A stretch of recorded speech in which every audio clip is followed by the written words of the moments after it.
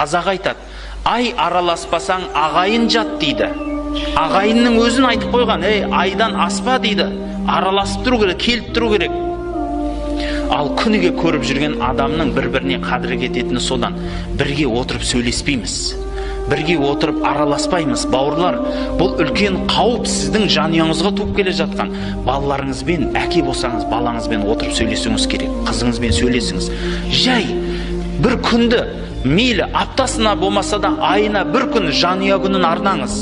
Бала шағаңыз барлығын ертіп паркке отырыңыз.